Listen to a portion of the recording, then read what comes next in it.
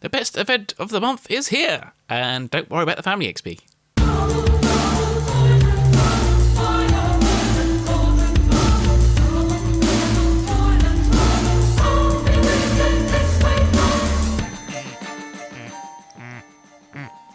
Welcome, magical people, to Zealman's Wizarding World, your Wizarding Night channel with a suburban twist. So yes, the best event of the month is here. In my opinion, this is the best one because we actually get to make progress on our registry.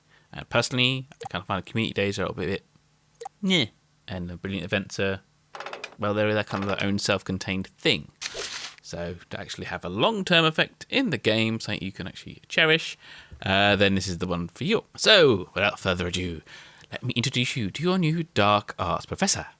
Me! Let me introduce you to your new defense against the Dark Arts teacher. Me. Let's get a little bit of Lockhart in there. So this event starts on Friday, October the 2nd at 11 AM PT, which is 7 PM at British Summer Time, which is 6 PM UTC. You can work out the rest from there, and it ends on Monday at the same time. Rewards for this one are 200 Dark Arts Family XP, 2 Dada books, 2 spell books, 1 silver key, 20 spell energy, some other bits, which is kind of meh, but mainly it's all about the Foundables and your registry, which is good, because to me it's the kind of main point of the game, really. Also, when I did a survey a long time ago, most of you actually had the main registry as your main goal of the game. I think your XP and level was second. So how this one works, the mechanics, the focus of this one is the Fallen Ministry Atrium page, mostly. Yes, it's October, it's my birth month, and things are going to get spooky for Halloween. Whatever Halloween is actually going to look like this year, we don't really know, but we'll see when we get there. So spawns are boosted in the wild and through trace tonics for the following Foundables.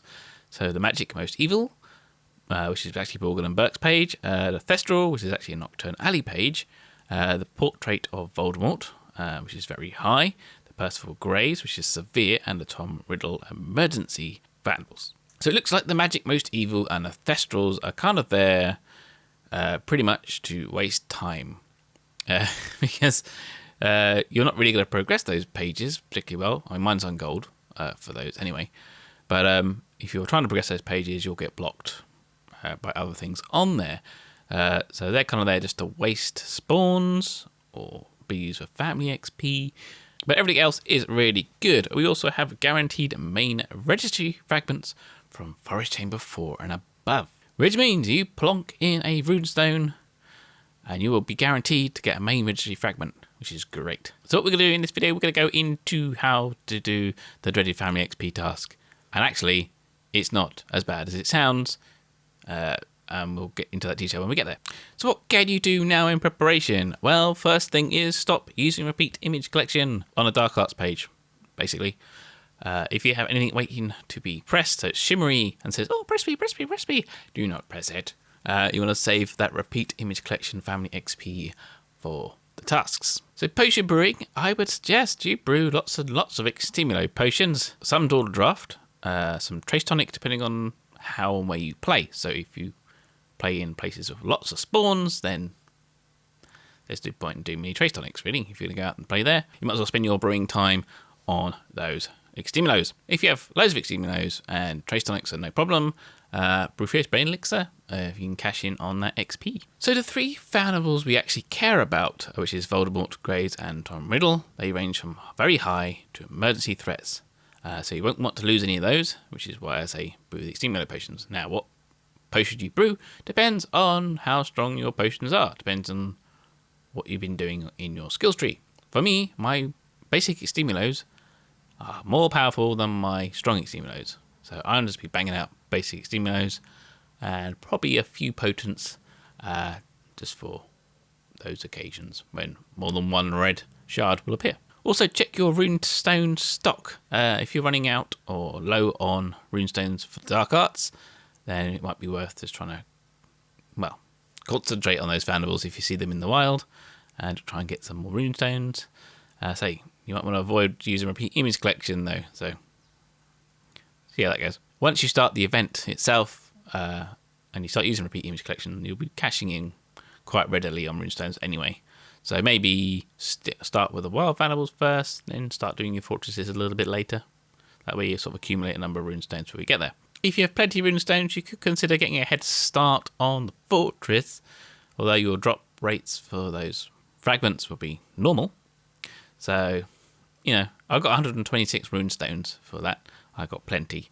So what I'll probably do is I'll just hit it a few times a day up until then, using the Dark Arts Runestones to get a little bit of a jump. So we have brilliant bundles. We have the free store pack, yay, with 6 trace talk ingredients and 50 spell energy and 1 level Dark Arts Runestone, so don't go crazy. The US bundle isn't really worth it. If you've got the ingredients, it's cheaper just to bung it in the cauldron and rush them.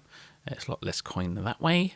And the Ministry Supply bundles, according to the Wizards Unite hub, is only worth it if you don't have access to spell energy or you need trace tonics cheaply. There's more info on that in the Wizards Unite hub article. So my light is a bit crazy, so you may see the light go up and down a little bit during this video. So yes, we have tasks, which is where things get funny. So our first task is complete 10 wizarding challenges with 3 or more teammates. Which is not as bad as complete your highest chamber one.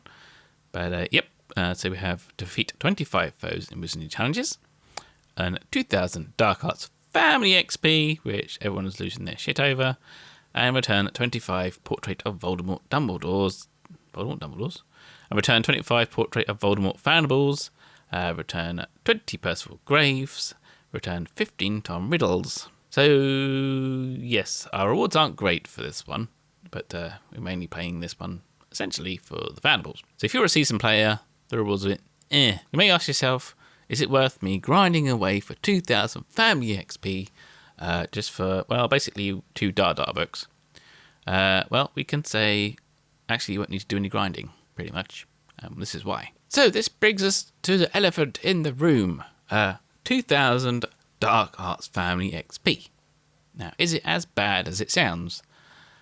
No, not really. So this is how it works. So this took a while to work out because the threat clocks and all sorts of stuff are all over the place. So I managed to go around, catch a variety of Foundables, and verify what we thought we already knew about our family XP rewards from the different threat levels. And it is a bit squiffy at the moment, but I did manage to catch Foundables which were the same level as the ones in the event.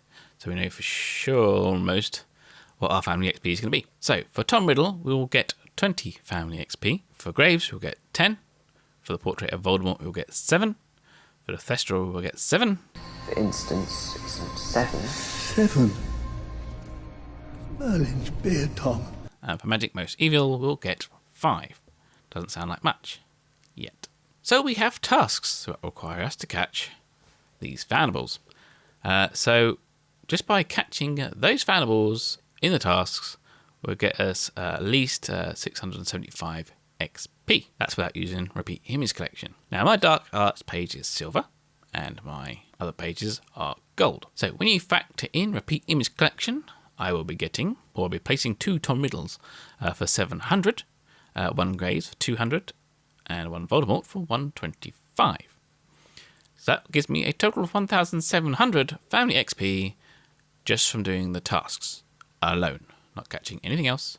No Foundables, Fortress Foundables, nothing like that. If you have a bronze page, that will be 1,270, so not that much further behind. And that's without catching a single Thestral or Magic Most Evil. Now, those being the 2 time wasters, so they'll spawn more often than the ones we actually need, and will not contribute to our page, we're bound to see a lot more of those. So 30 Thestrals on their own would be at least 460 family XP. That's on a gold page. And we haven't even done a fortress, and we're assuming that you are starting at 0 fragments and you have none already. So, seems easy enough to me. Now, on top of that, typically in these events, we usually see 2 to 3 times what the tasks require. Really, it shouldn't be an issue. We should literally do the tasks, bash out some fortresses. If you catch every Thestral and Magic Most Evil as you're doing the tasks, as you go along, you should bang out that XP without doing anything special to get it. So essentially, don't worry, just enjoy it. Enjoy the weekend. Don't worry about the 2,000 family XP. If they follow the spawn rates, previous events, job done. So the good thing about these particular events, these Wizarding Weekend things, is they are simple. There's no hard mechanics, there's no trips, there's no sets of tasks, it's all one set of tasks, and the Foundables are your rewards, basically. So that's basically it for this event. It's not rocket science, it is just a straight play through, which is quite nice. You don't have to rack our brains over it like we do at Brilliant events, especially when we try to trip us up lately.